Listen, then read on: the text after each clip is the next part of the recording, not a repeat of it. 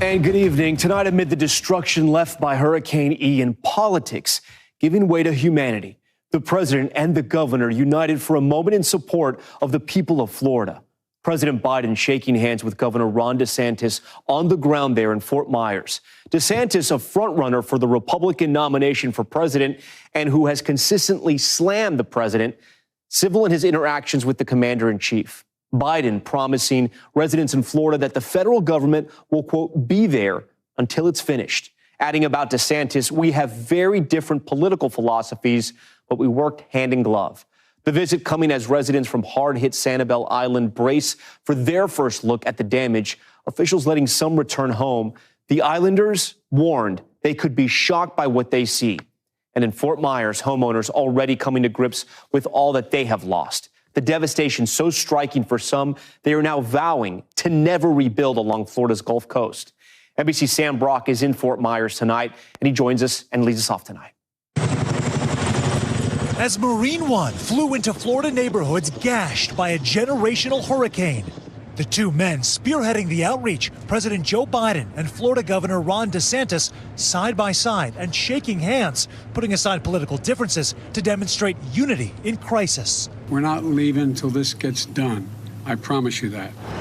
For communities cut off from the outside world, rescued in buckets and forced from their homes. The heart, the soul, the houses, it's just gone. It's done.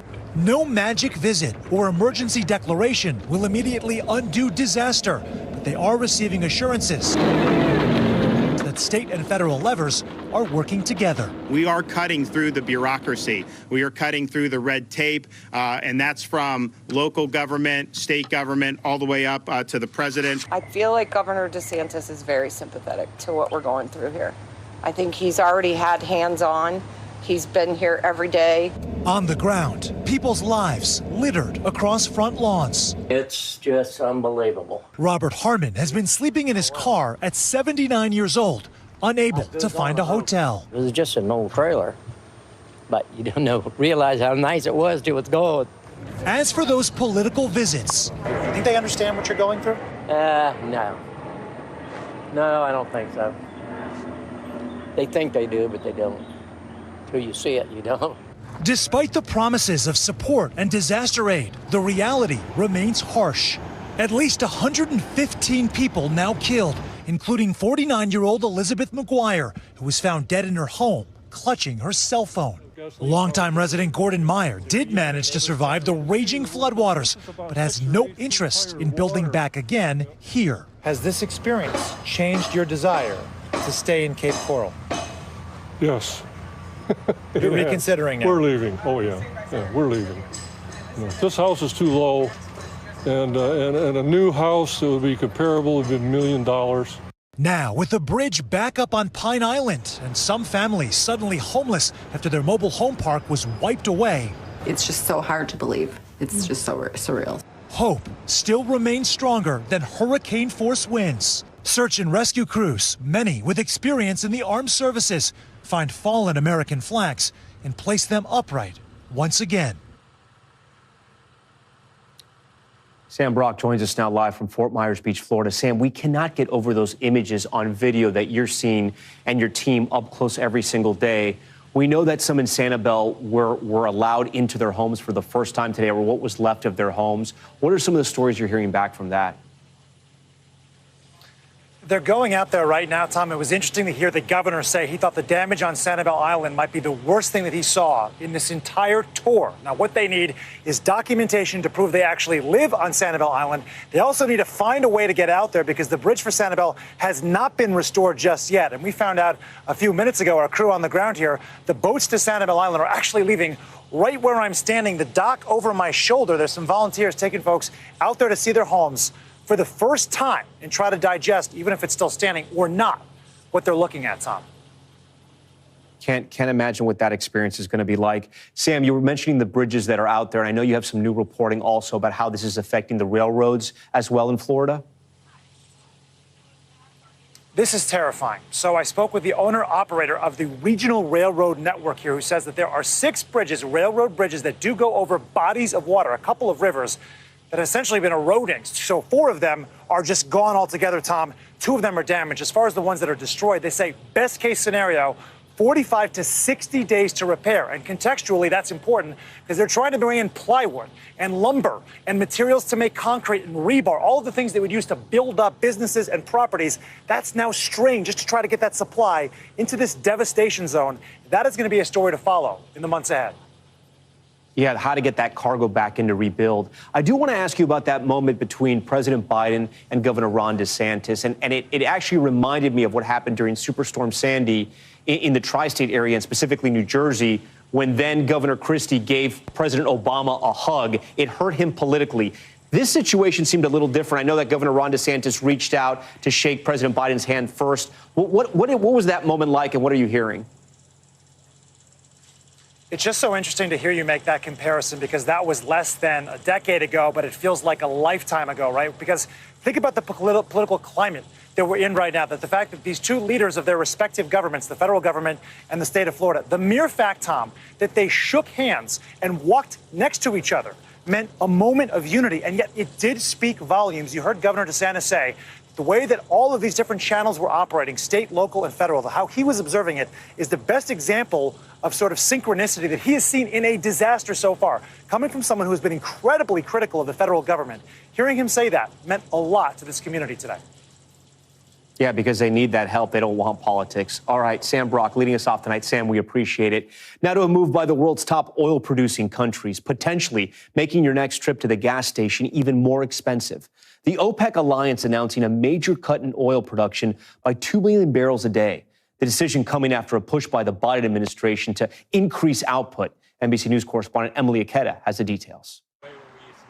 After a year of tumultuous gas prices, signs today pain at the pump could worsen as some of the world's top oil producers, including Saudi Arabia and Russia, promise deep cuts to output. OPEC Plus announced it will slash production by 2 million barrels per day to spur a recovery in crude prices. The White House today calling the decision short-sighted. We are providing security, stability to the energy markets. The move defying an aggressive push from President Biden to keep fuel flowing, even visiting Saudi Arabia this summer to convince them to increase oil production. With midterms just weeks away, higher energy prices could be a blow to Democrats and undo months of steadily dropping costs at the pump in most areas of the country. Talk to me about the timing of the cuts. The barrels that are going to be cut will be cut in November. But what it means also is higher prices for drivers, higher prices for heating, higher prices for holiday travel. In parts of California, gas prices are already topping $7 a gallon. I got to go to where I'm going, so I got to pay it, but I'm not happy about it. And across the country in Massachusetts, Scott McFarlane has been in the heating oil business for more than 50 years. He says customers should be prepared to pay more as temperatures there fall. The timing is awful for us. It's going to be a tough winter for everybody, the consumers and anybody in business. Adding insult to injury for families already struggling with soaring inflation. Emily Aketa joins us now from our top story studios in New York. So, Emily, the Biden administration also says it's looking at ways to decrease its dependence on OPEC oil. What could that look like? Yeah, a couple of things the president is looking at doing. First and foremost, he is calling on U.S. energy companies to bring down prices at the pump. He is also directing the Energy Department to continue pooling from fuel reserves. So keep in mind that is a finite resource. It is not limitless. And Tom, in the background of all of this, remember, with rising oil prices, that could keep inflation up higher for longer. And we know what that means. It puts more pressure on the Federal Reserve to continue with those interest rate hikes. Tom? All right, Emily Aketa for us. Emily, we appreciate it. The OPEC Plus decision to cut oil output in November, coming ahead of the holiday travel season, but also the midterm elections here in the U.S. NBC News business and data correspondent Brian Chung joins Top Story live tonight with a deeper look. So, Brian, the national average of gas is back down to $3.83, which obviously is better than the $5 a gallon we had earlier this year. How long will it take for this production cut to trickle down to higher prices at the pump here in the U.S.? Yeah, well, as we just heard heard from Emily's fantastic reporting there, we're not expected to see OPEC actually do its production cuts until November. So it's going to be a few weeks before we see the full impact of all of this. But you already have the likes of Patrick DeHaan over at Gas Buddy projecting that this could raise the price at the pump by as much as 15 to 30 cents per gallon. And based off of what we've already seen in terms of the uptick over the past few weeks in the price of gas at the pump, that could take prices above $4, obviously depending on what part of the country you're fueling up your car in. Now, of course, all of this is contributing to the overall inflationary story, something that the midterm elections are very much going to hinge on as Americans go to the polls very concerned about what's happening with prices, Tom. So Election Day is November 8th, right? Will we see that before November 8th, I guess, is the big question, what I was trying to get at. It sounds like we're going to feel this after the midterms. Is that true? That is, at least for right now, that appears to be the timing. Now, of course, we have already seen, Tom, prices at the pump start to nudge up as of the last few weeks. Where we'll be by the first week of November remains anybody's guess. But for right now, the Biden administration has said that it wants to further tap the Strategic Petroleum Reserve, essentially the type of resources that they have set aside to try to increase the supply domestically to keep prices low. But remember, that SPR is at the lowest level since 1984. How much further they can dip into that does remain an open question. But at least for right now, the Biden administration is saying they'll do what they can and might even consult with Congress about what to do in terms of keeping prices low. Yeah, and then I have to ask you, OPEC and Russia, are they doing this just for money, or are there political implications here as well? Is there any thinking that this is possibly also being done to hurt the Biden administration? Yeah, important to remember that the OPEC Plus cartel that we're talking about is 20 plus countries. Saudi Arabia and Russia are the co-chairs of that organization. The United States is not part of that. And Russia likely wanted to support a decrease to the international supply because higher prices on those barrels of oil would support essentially their financing for their war in Ukraine. It's been interesting to see how the country of Russia has seen their budget surplus decline as of the past few months, in part due to the money that they're funneling into this war, but then also the lack of revenues coming in because the price of a barrel of oil has gone down so much. With the supply decreasing, that could likely take prices higher and give them a little bit of a windfall. Interesting to see how the OPEC Plus member countries also said that this is really not that bad compared to the oil prices, or rather heating oil prices for nat gas, for example. That has spiked a lot. This kind of gas price increase might not be as high. But remember, the reason why nat gas is more expensive because of Russia's war with Ukraine. All right, Brian Chung for us. And as we've reported here on Top Story, of course, Russia's still making very healthy profits off their oil and gas. Brian, we appreciate that. Now to the war in Ukraine, which we were just talking about there with Brian, with new reporting from the New York Times tonight that the United States intelligence agencies believe parts of the Ukrainian government authorized this August car bomb that killed Daria Dugina, the daughter of a prominent Russian nationalist. You may remember we brought you the story here on Top Story. Concerns now growing that the killing might escalate tensions between Russia and the U.S. So for more on this now, and it really is a developing story, I want to bring in former U.S. Ambassador to Ukraine, William Taylor. Ambassador, thanks so much for joining Top Story again tonight. So, Ukraine denied involvement in the killing immediately, but how significant is this finding by U.S. intelligence agencies, according to the New York Times? Well, Tom, it is a surprise. The Ukrainians all along have said this is not in their interest. The Ukrainians all along have said this is a distraction. They've got other things on their mind, as they point out. They're trying to push the Russians out of their own country. And actually, they're doing a pretty good job of it right now. They are succeeding on the battlefield. That's their focus. So they say, I've talked to the people, to Ukrainians about this when it happened, and they said, this is a distraction. This is not something that we want to focus on. We want to focus on our country, getting the Russians out of our country. So, but Tom, I will say one other thing. There are Russians and some Russians who have now come to Ukraine and are working with the Ukrainian government, who have said they are doing this kind of stuff. They're this kind of sabotage inside of Russia. So there are some Russian Ukrainians with now Ukrainian citizenship who have claimed responsibility for these kinds of things, maybe even for this murder of Dugina. There are quote unquote rules to war, but Ukrainians have had their women and children dying. Ukraine had their country invaded. Do you think Ukraine had to do this to essentially send a message to Vladimir Putin? No, because the Ukrainians are sending a message to Vladimir Putin by defeating Vladimir Putin's army in Ukraine. They've defeated the Russian army north of Kyiv. They've defeated the Russian army in Kharkiv. They've defeated the Russian army in Izum. They've defeated the Russian army in Liman. They are now defeating the Russian army in Kherson. That's where their focus is. So they are sending a strong message to Putin that they're going to beat him on the battlefield. So where do you think this puts the U.S. right now? The U.S. has put so much support behind President Zelensky, offering weapons to Ukraine. This is something that was not part of the U.S. playbook. So where do you think this puts us as Ukraine is still one of our allies? It is absolutely one of our partners and allies, and we need to continue to support them. The Ukrainians are fighting our fight. They are fighting for their own land, of course, their own freedom, their own independence from Russia, but they are also defending Western Europe and Eastern Europe and NATO, and in some real sense, the United States security.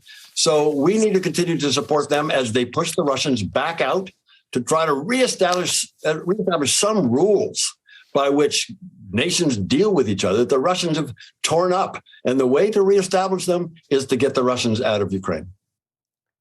Former Ambassador William Taylor. Ambassador, we appreciate your time as always. Now back here at home in the major headline out of Hollywood, Alec Baldwin and the producers of Rust settling a lawsuit with the family of the cinematographer who was fatally shot on the set. And now they plan to finish the movie with the blessing of the victim's husband. Here's Miguel Almaguer.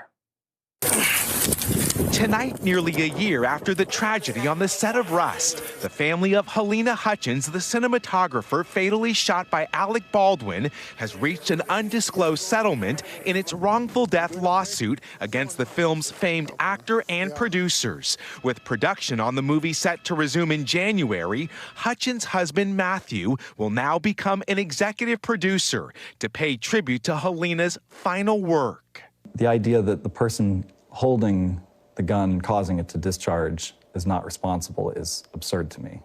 After speaking exclusively to Hoda Kotb earlier this year, Hutchins seems to have changed his position, saying in a statement today, "I have no interest in engaging in recriminations or attributions of blame to the producers or Mr. Baldwin." Hutchins will now partner with the actor, I would never point a gun at anyone and pull a trigger at them, never. Who told ABC News he was not responsible for Helena's death. Just so angry to see him talk about her death so publicly in such a detailed way, and then to not accept any responsibility. As one civil case draws to a close, the Santa Fe district attorney could file criminal charges any day. With Baldwin, the film's armorer, and the assistant director all part of the investigation, the DA said today, if the facts and evidence warrant criminal charges under New Mexico law, then charges will be brought. No one is above the law. With the movie's principal players returning to the set, if anyone is charged, it's quite possible a criminal trial in the shooting could be underway at the very same time of filming. Tom? Miguel Almaguer with that big development there. Miguel, we appreciate it. Now to a major fentanyl drug bust in New York. DEA agents seizing 15,000 multicolored pills or rainbow fentanyl hidden in a Lego box. The arrest sparking growing fears that cartels are targeting younger children to use it. Correspondent Ron Allen has more. Tonight, the disturbing details about the biggest seizure to date in New York of a deadly and deceptive drug. 15,000 brightly colored fentanyl pills, known as rainbow fentanyl, found hidden in a Lego box, a children's toy. The colorful drug that looks like candy is what DEA agents call every parent's worst nightmare. This is calculated.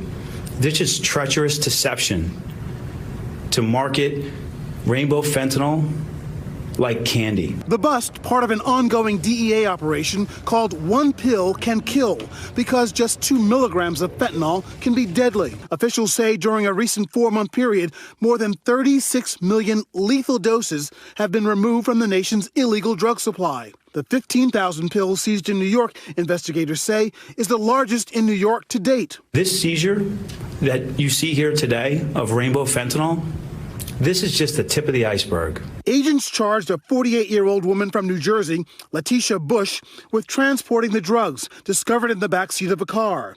Bush was arraigned in Manhattan criminal court on Friday with bail set at $25,000 cash. But investigators traced the drugs to cartels in Mexico, which investigators say use colors and dyes to mimic candy or legitimate prescription drugs with materials they get from China. Mexican cartels don't care if drug users live or die, as long as they can continue to expand their market and make money. The DEA says the packages of bite-sized and multicolored pills seized in New York are the equivalent of some 500,000 lethal doses, and that fentanyl is involved in some 80% of overdose deaths in the city. It shows a law enforcement, a new way that these drugs are being marketed and sold. The colorful nature of this drug will appeal more to teenagers and young adults. It's also unfortunate that the pills were pressed into what looks like generic oxycodone, which might make people trust it, not realizing it's fentanyl and overdose on it rather rapidly. More than 72,000 Americans died from fentanyl overdoses last year, an epidemic that experts say shows no sign of easing. And as you just heard, the investigators say the fentanyl they're seizing is just the tip of the iceberg. Tom? Okay, Ron Allen for us. Ron, thank you. We turn now to a tragedy in paradise. An American tourist killed while on vacation in Turks and Caicos. Officials saying he was shot by armed gang members while returning from an excursion. NBC's Nyala Charles has a story. Tonight, potential new concerns for travelers after an American tourist visiting the Turks and Caicos Islands was killed with two others in a shooting, according to police. The suspected gunman even sprang this police vehicle that intercepted them. Turks and Caicos police say the same armed gang member shot at a car holding tourists. The killed American identified as Virginian Kent Carter, a father, veteran, and vice president of a local NAACP. Words alone aren't enough to say how much this hurts, how much we grieve right now. Police say a tour guide with Carter was also killed and others injured, including an officer. No arrests have been announced. I believe the original attack was targeted and carried out by armed gang members who act without conscience, who have no regard for life. Turks and Caicos Islands government releasing a statement saying the incident was rare and does not reflect who we are as a people. The State Department has a standing travel advisory for the islands, asking Americans to exercise caution due to crime, especially in Providenciales, at the same area where Carter was killed. The tourist is not going to be the target. My concern is that that tourist is sitting at a table having lunch next to the target, and these gangs, they go in there and they're not very careful. They just spray bullets. This just the latest violent event at a popular vacation destination. In late 2021, tourists witnessing moments authorities have tied to drug cartels near Cancun, including this one from November, when two suspected drug dealers were killed on the beach, sending panicked tourists into the lobby of their hotel, some even barricading themselves in their rooms. And in October, an American resident killed in a suspected drug gang shootout in Tulum while vacationing. A tragedy in paradise and a community left grieving one of their own back home. Just probably one of the best neighbors I've ever had. So this is really heartbreaking. Nyala Charles joins us now live from Los Angeles. Nyala, I'd like to go back to Turks and Caicos and what happened there. You know, Turks and Caicos, it's known for tourism, so popular with so many Americans. And I guess what struck me in your story is how the police there was talking about armed gangs, which can never be good, but also they shouldn't lead to any kind of surprise by those authorities. Should Americans be very concerned about traveling abroad there? Well, in terms of Turks and Caicos, that right now has a level 2 travel advisory from the U.S. Department of State. And other than that, it really depends on where you want to go. The expert we spoke to, Robert Almonte, says he only advises people travel to countries that at most have a level 1 travel advisory from the U.S. Department of State. For context, like I said, Turks and Caicos has a level 2 travel advisory, and parts of Mexico have a level 4 travel advisory, which is defined as do not travel. So, Tom, but regardless of where anyone goes, it's important for travelers to always be cognizant of their surroundings.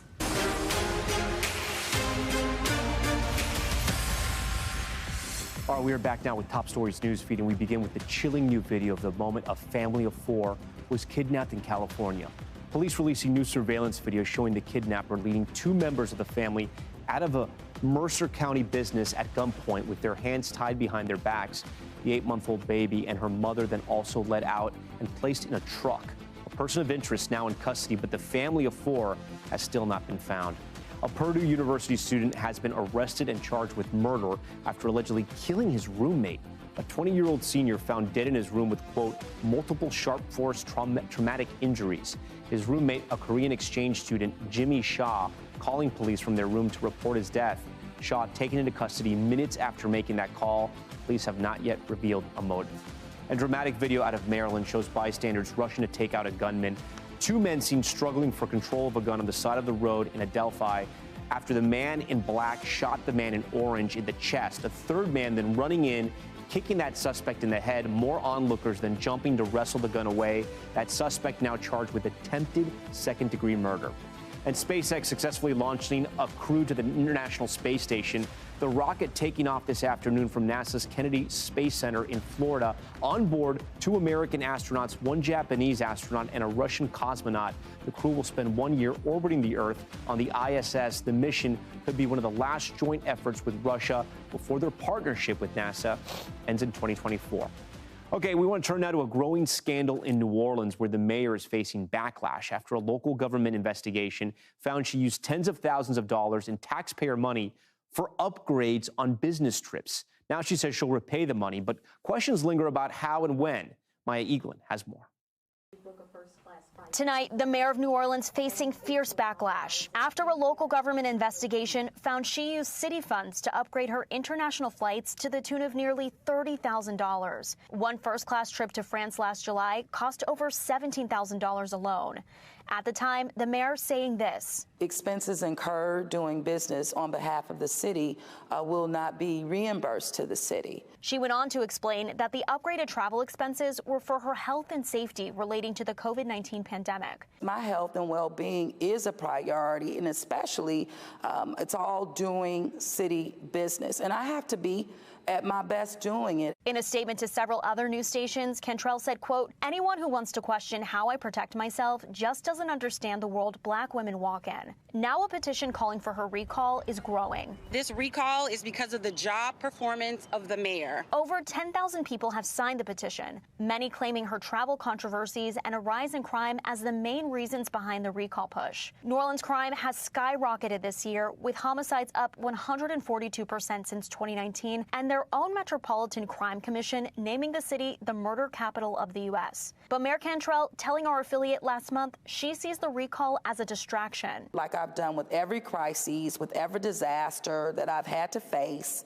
and challenge that I've had to face, I do it with integrity, I do it with dignity, and I do it with hard work. After months of being embroiled in the controversy, the mayor now saying she will pay the money back. I will have to reimburse the city for those business expenses. She did not say whether the money would come from personal funds or her campaign. Because it wasn't a business expense, then that really does give me the wherewithal to adequately refund the city of New Orleans for business services rendered on my behalf. Cantrell telling our affiliate WDSU she does not need to provide a timeline for the repayment. Are you able to tell us when the money will be repaid, Madam Mayor?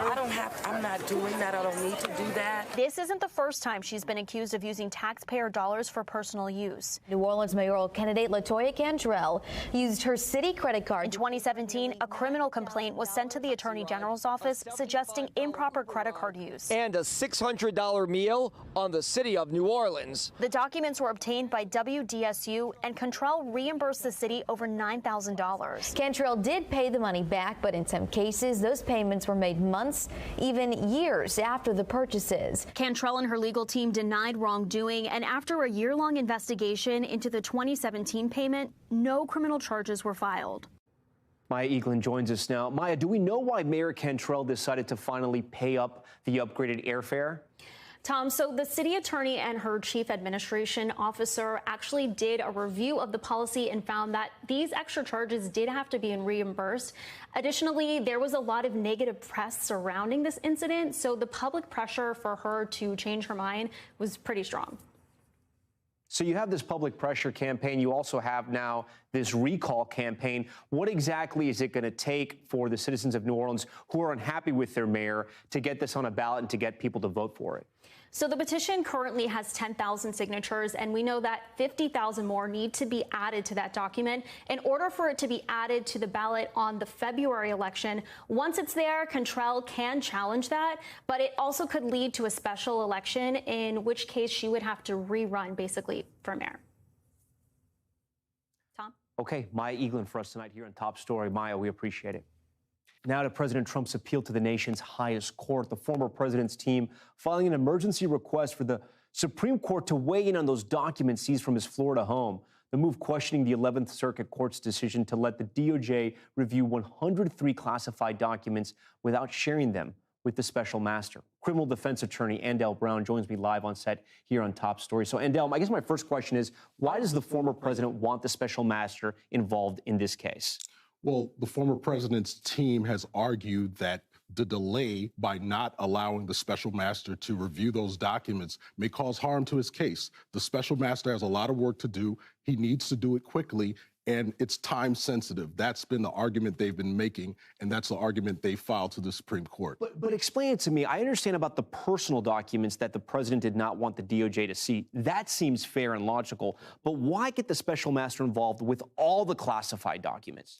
Well, Trump's team's argument is that all of the documents are subject to the Presidential Records Act. And as the president, he can classify declassified documents as he deems fit. And the special master needs to make sure that that privilege is protected. What do you think about the strength of the argument that this decision caused harm on the president?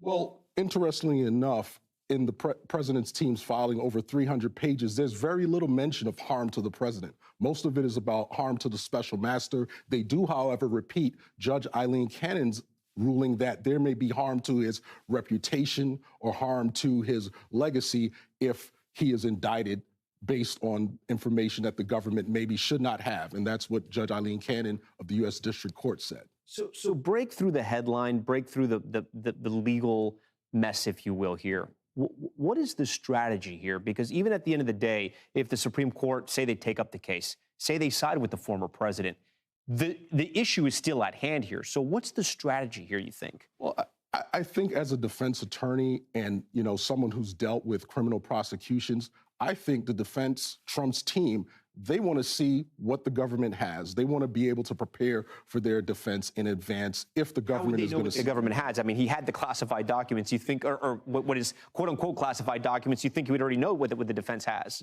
We would assume so, but we don't know that. And I think Trump's team, part of their strategy is to get those documents to the special master so they can predict what's coming down the pipeline for Trump. Because if the special master gets them, then they'll be able to get a look at them? They'll be able to have a say in how those documents are decided. Do you think this is a play at all to sort of extend the investigation, if you will, or extend the time that the DOJ can take a closer and harder look at these documents or start any type of charges or prosecution? Well, here's the interesting thing.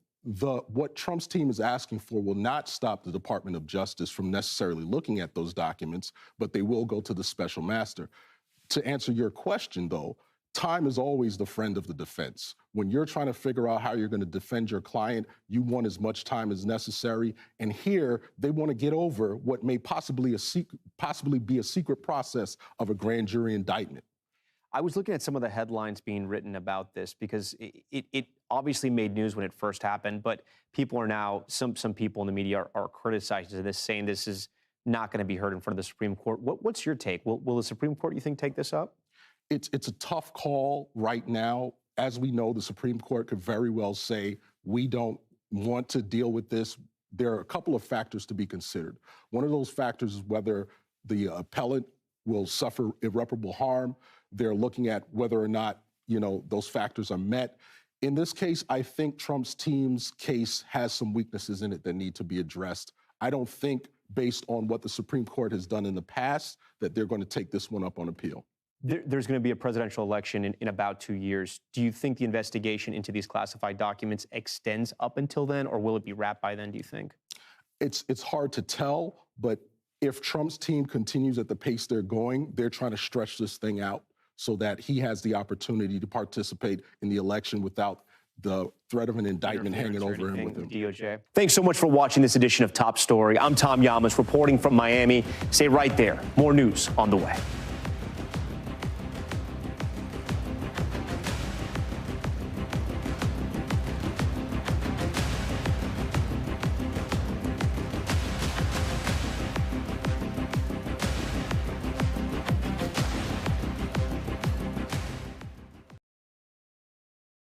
Thanks for watching our YouTube channel. Follow today's top stories and breaking news by downloading the NBC News app.